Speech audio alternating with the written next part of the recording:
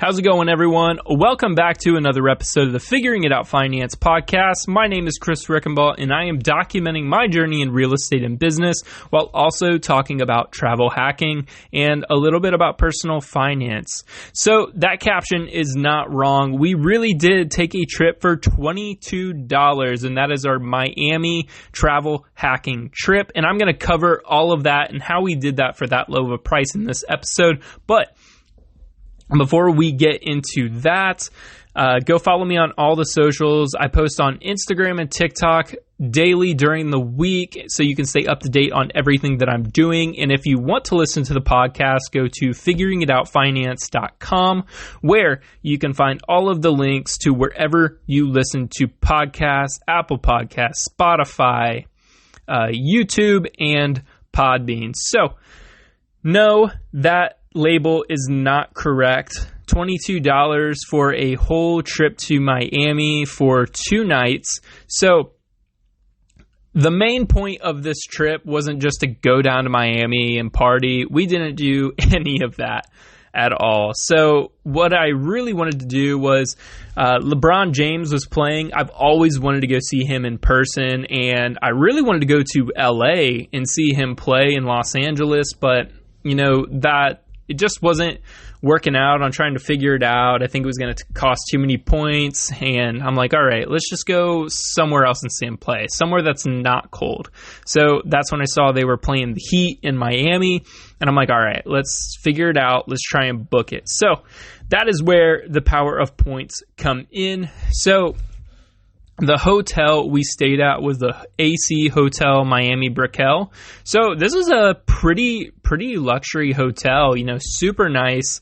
It's got a club and a lounge on top. They have a full bar on 2 sides, a great pool area, but it was kind of a little chilly when we were there, so we didn't get to use that. We did use the bar though. And we didn't get the full Miami experience. We're pretty old and we were just tired. We didn't want to go out long days, so we stayed in the room quite a bit, but we did get to walk around. We ate some really, really good tacos right around the corner. So if you're in that area and stay at that hotel, go check out the tacos. So how did we stay at this hotel for free? So from having the Marriott Bonvoy card from Amex, or from Chase, we were able to use the free night the 2 of the 3 free night certificates we get for just having that card. And since we stayed there for 2 nights, we didn't have to pay anything for that card. So it's normally $236 a night. So we saved a total of $476 just by having that card. So if you're worried about the fees or the annual fee that comes with the credit cards, you know, this is the card we used to book this pretty nice hotel, and we only we didn't have to pay anything to be able to book it. And I also did that for the same way when I stayed in Hawaii. So we stayed there 2 nights at the AC Hotel Miami Brickell, used our free night certificates, and we saved a total of $476 with $0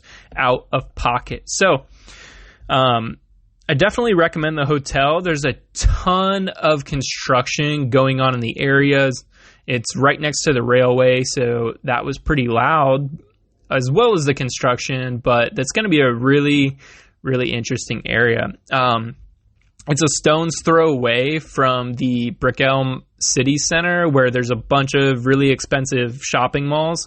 We had sushi up there, and which was pretty good as well. So definitely recommend it, checking out the area. Definitely not for me, though. I think that's a go once and then not go back.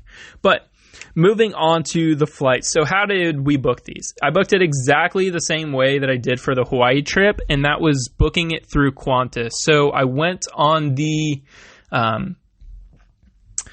pointsya.com to where they go through all the flights. So you type in the dates you're going and the destinations, and it's able to give you all of these flights and hotel recommendations. So we booked that through Qantas, and it was Qantas goes through American Airlines. So total points for the flight was 24,600 points each round trip flight. So we spent a total of 49,200 points on the flights total. So that's really not that many points. You could open the Chase Sapphire Preferred. That'll give you 60,000 points. And then you open that Marriott Bonvoy card, and then you get this whole trip for the amount that we did it. So 49,000 points. And then the total cash out of pocket that we had to book for the flight was $11.20 per flight. So that total is what is in the header, $22.40 for the entire 2 flights. So that is a total saved of $1,104 because each flight round trip was $552. So we saved a total of $1,580 for this entire trip. So that is a huge amount. So this whole total save number is just including what we had to spend on the hotels and flights. And then, it's up to you on what you want to spend while you're there. You can even stay in the hotel room, order McDonald's, and do whatever you want. But having that number saved on a family vacation or just a couple's vacation, a weekend out of town, you're going to be able to save all of that amount and then go spend whatever you want while you're out. So it's saving you so much money. And that is why I want to preach the power of points, because I want to have these really cool experiences. But when you start thinking about trips to Europe and you're thinking, oh my gosh, that's thousands of dollars. Even our Hawaii trip, we've saved over $6,000 just by using the points and miles. And we still had tons of points and miles left over. So being able to do that and then saving all of that money to go spend while you're there, highly recommend it. And even if you don't want to go and do this crazy traveling, what you can do is you can use that as cash back. You can pay off that card, but the cash back that helps you could pay for Christmas presents at the end of the year. So many different ways to be able to play this game, and it really depends on what you want. But traveling is our thing. So being able to take these little trips, go see a different city or a town, and be able to go see a game where this guy's going to retire, LeBron James, and you're never going to be able to watch this guy play basketball again. But we're able to do that, and we're able to save so much money on the tickets and flights that we could go have a pretty good time down in Miami. So to recap there, so we use those free night certificates to not spend any money out of pocket at the hotel, at the AC Hotel Miami Brickell. And then we ended up using 49,200 total points to be able to, and then on the taxes and fees for the flights, $22.40 total. So this saved us $1,580.